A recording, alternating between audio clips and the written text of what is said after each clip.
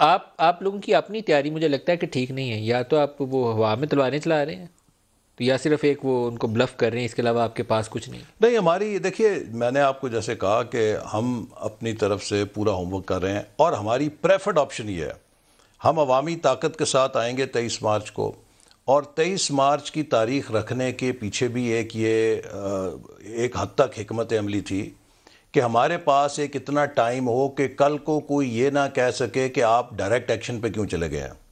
کل کو حلیف جماعتیں یہ نہ کہہ سکیں کہ آپ نے ہمیں موقع نہیں دیا, ہم ایک پارلیمانی عدم اعتماد کر سکتے تھے تو آپ نے یہ عوامی ایک انقلاب کا راستہ کیوں چنا.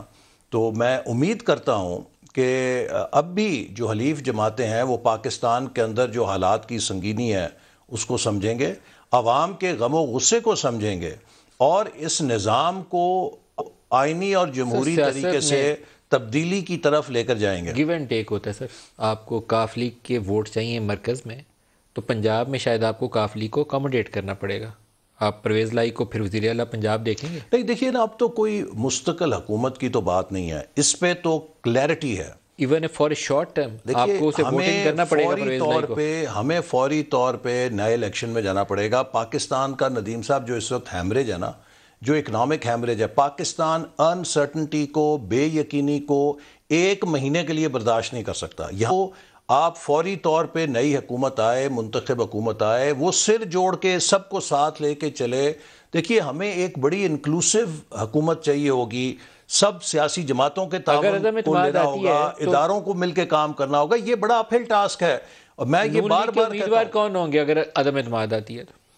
نہیں ضروری نہیں ہے کہ اس میں آپ کسی کو چنیں. دیکھیے جو آئین یہ کہتا ہے کہ اگر اسمبلی کوئی نیا لیڈر نہ منتخب کر سکے تو وہ ڈیزالو ہو جاتی ہے. لیکن آپ لوگوں کی جو حکمت عملی ہمیں اب تک بتائی گئی تھی وہ تو یہ تھی کہ عدم اعتماد کے بعد اگر یہ آپ لوگ کامیاب ہو جاتے ہیں, بگ اف, تو پھر آپ کی طرف سے کوئی کینڈیڈیٹ آئے گا جو بیسک الیکٹورل ریفارم کے اوپر وہ پروسیس کر کے پھر آپ کیئرٹیکر سیٹ اپ بنائیں گے. ہوتا ہے کسی ایسی شخصیت پہ کنسنسس ہوتا ہے کہ جو انٹرم 1-2 مہینے کے لیے آ سکے تو ٹھیک ہے, ویل اینڈ گڈ. فبیہا نہیں بھی ہوتا تو آپ اس تبدیلی کے ذریعے اگر کوئی نیا پرائم منسٹر نہیں منتخب ہوتا تو آئین کہتا ہے کہ صدر کو پھر ڈیزالو کر کے نیا الیکشن کرانا پڑتا ہے. سر اگر آپ ابھی اسی طرح ہی سوچ رہے ہیں کہ ایسے ہو گیا تو ایسے, ایسے ہو گیا تو ایسے, پھر آپ کے پاس کوئی ہوم ورک نہیں ہے, تیاری نہیں ہے. یہ تو آپ کو ہم وقت کے اوپر بتائیں گے نا, اب ساری چیزیں میڈیا کے اوپر تو نہیں رکھی جاتی. سر کیلکولیشن تو سیدھی ہے, کاف اور ایم کیو ایم چاہیے آپ کو, اس کے بغیر آپ فیل ہیں. اگر وہ آپ کے ساتھ ہیں تو آپ پاس ہیں, پھر آپ کر سکتے ہیں. وہ دیکھیے ابھی آگے آگے ہوتا ہے کیا. آگے آگے دیکھنے سے مراد یہ ہے کہ ابھی تک آپ کی ان لوگوں سے کوئی انڈرسٹینڈنگ نہیں ہے.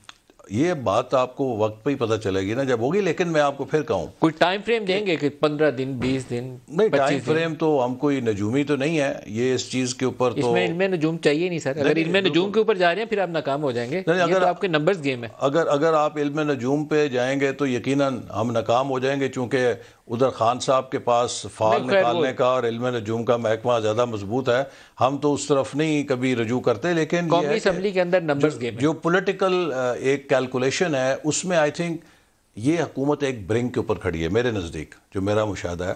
اور اس میں کچھ ویریبلز ہیں, مثال کے طور پہ جیسے میں نے کہا کہ صرف ایک ویریبل اگر ہمارے قومی ادارے غیر جانبدار ہو جائیں اور اس نظام آپ کے خیال میں ابھی ہوئے ہیں یا نہیں ہوئے؟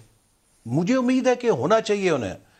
دیکھیں ایک تبدیلی کچھ نظر آ رہی ہیں, کچھ چیزوں کو آپ دیکھ سکتے ہیں غیر محسوس طریقے سے. کون سی؟ نہیں اب یہ کیا بتانا, ان کو امبیرس کرنا ہوگا یا کیا, لیکن کچھ چیزوں میں امپروومنٹ آدمی دیکھ رہا ہے. لیکن خان صاحب بھی بڑے شاطر ہیں.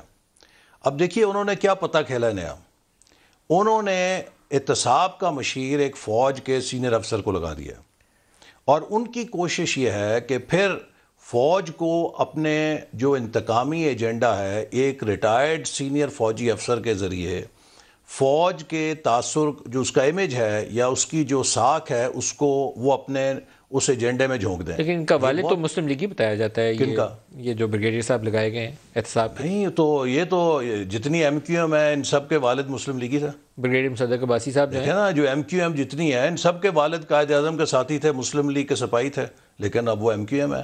تو یہ تو کوئی ایسی بات نہیں ہے.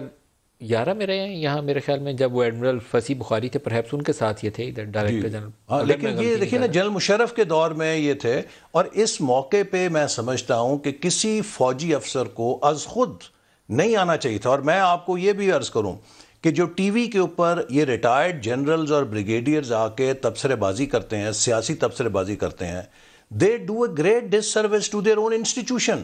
دے make their institution party in Pakistani politics.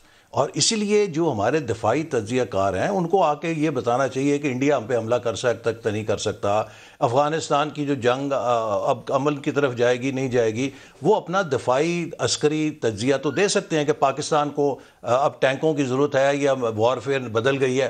لیکن اگر آ کے یہ سینئر ریٹائرڈ جنرلز یہ نواز شریف فلانا تو فلانا فلانا تو ڈھمکانا فلانا، تو اس کے ساتھ آپ اپنے ادارے کو جھونکتے ہیں ملک کی سیاست میں اور عوام اس کے رد عمل میں کوئی بھی ایسا آپ ہی کو برا نہیں کہتے، آپ کے ادارے پر بھی تنقید کرتے ہیں.